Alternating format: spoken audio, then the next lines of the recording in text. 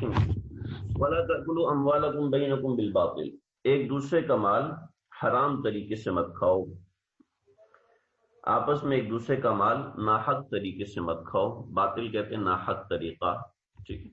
وَلَا تَأْكُلُوا مت کھاؤ أَمْوَالَكُمْ بَيْنَكُمْ ایک دوسرے کا مال بالباطل غلط طریقے سے۔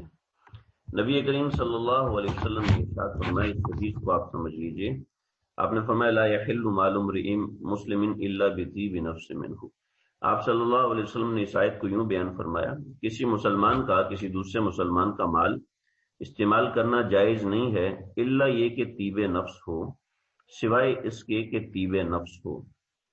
طیب نفس کیا ہوتا ہے؟ طیب نفس یہ ہوتا ہے،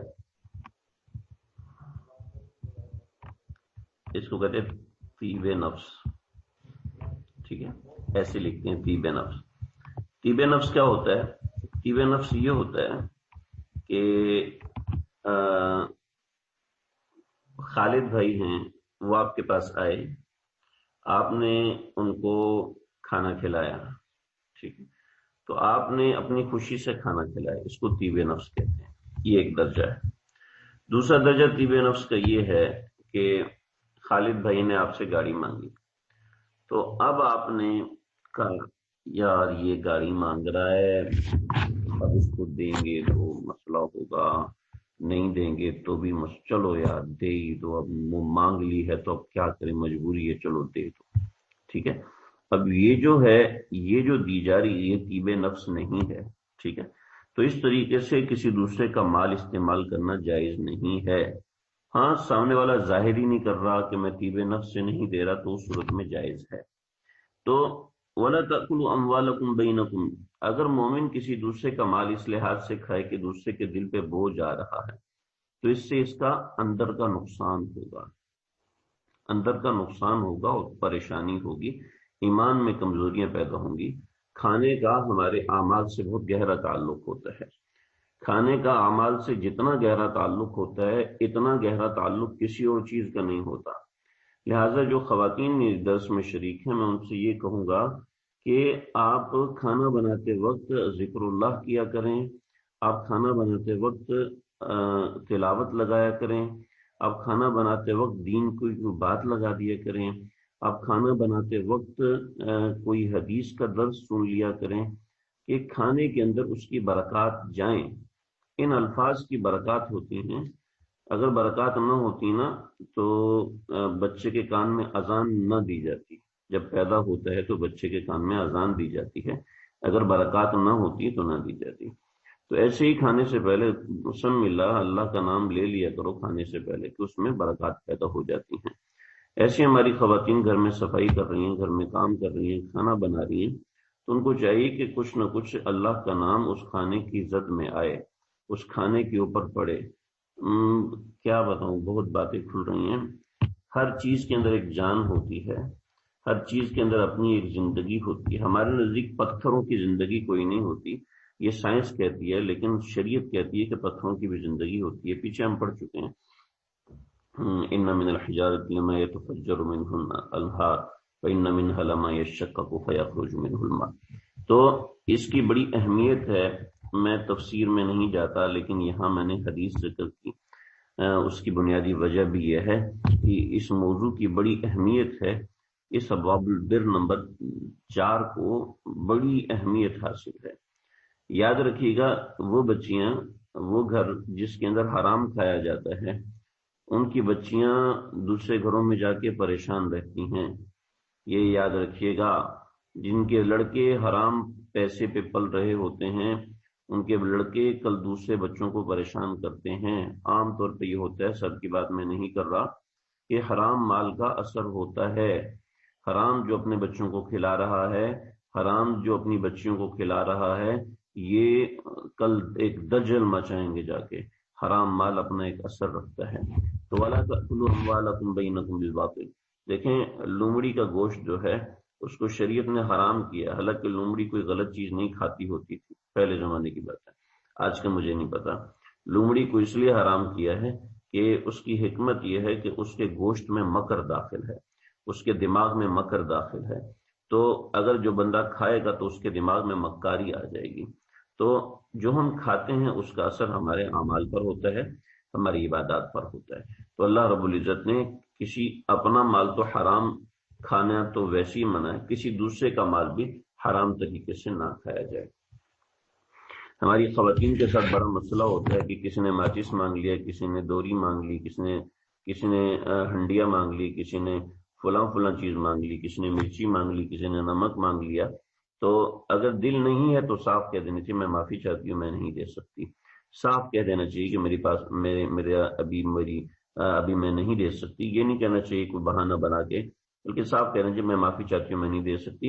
ایک دن بے عزت ہوں گے، 2 دن بے عزت ہوں گے، لیکن روز قیامت بے عزت ہونے سے بچ جائیں گے کہ دوسرے کو آپ نے حرام کھلایا۔ تو وَلَا تَأْكُلُوا أَمْوَالَكُمْ بَيْنَكُمْ بِالْبَاطِلِ۔ جی تو چاہتے اس کے اوپر مزید بات کروں، لیکن اتنا برل کافی ہے، جو ضرورت کی بات ہے وہ میں نے ذکر کیا۔ وَتُدْلُوا بِهَا إِلَى الْحُكَامِ، اس کو ایک اور سمجھے ذرا، ایک اہم بات ہے، یہ والا دوبارہ یہاں پر لگے گا، ٹھیک ہے؟ ترجمہ سمجھنے کے لیے بتا رہا ہوں۔ عربی کی فصاحت ہے کہ ایک ہی دفعہ لا لگایا جائے، لیکن ولا تدلو مطلب یہ ہے کہ تدلو دلا یدلو، یہ اس کا مطلب ہے دلالت۔ دلالت کا مطلب یہ ہوتا ہے کہ آپ کسی کو راستہ دکھائیں نا، آپ کسی کو راستہ دکھائیں، جیسے اندھیرے میں ایک لائٹ آپ کو نظر آئے تو یہ لائٹ دلالت کر رہی ہوتی ہے، بتا رہی ہوتی ہے کہ وہاں پر کوئی ہے۔ تو عربی میں تدلو، تدلو کا مطلب یہ ہے کہ لے کر جانا کسی کو، ٹھیک ہے؟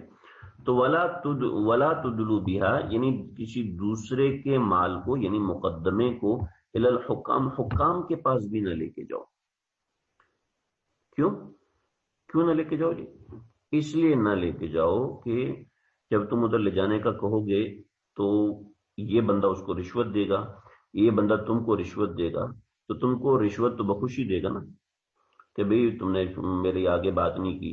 تو ایسا بھی نہ کرو، ایسا بھی نہ کرو، یعنی آپ کسی کی غلط حرکت آگے پہنچائیں گے حکام بالا تک، اور حکام بالا میں یہ کریں گے کہ وہ اس سے اتنے پیسے بٹوریں گے، اور اس میں سے 10% آپ کو دیں گے، ٹھیک ہے؟ تو ایسی صورت میں بھی مال شکایت نہیں لے کے جانی۔ ہاں ایک بندہ ایسا ہے کہ وہ متعین ہے، وہ انویسٹیگیشن آفیسر ہے، اس کی ذمہ داری ہے اس کو لے کے جانا ہے، لیکن اس میں یہ علت نہیں پائی جاتی، یہ وجہ نہیں پائی جا رہی ہوتی۔ علت مطلب وجہ، تو یہ وجہ نہیں پائی جا رہی ہوتی کہ وہاں پر اس کی جناب تقسیم ہوتی ہے اور اس کو اتنے پیسے ملتے ہیں، ایسا نہیں ہوتا۔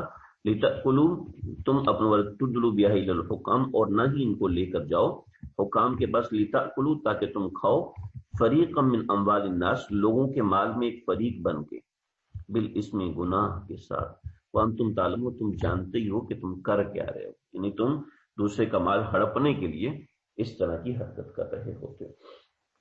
تو معنی یہ ہو گیا کہ نہ ان کا مقدمہ حاکموں کے پاس اس غرض سے لے جاؤ کہ لوگوں کے مال کا کچھ حصہ جانتے بوجھتے ہڑپ کرنے کا گناہ کرو، ٹھیک ہے نا؟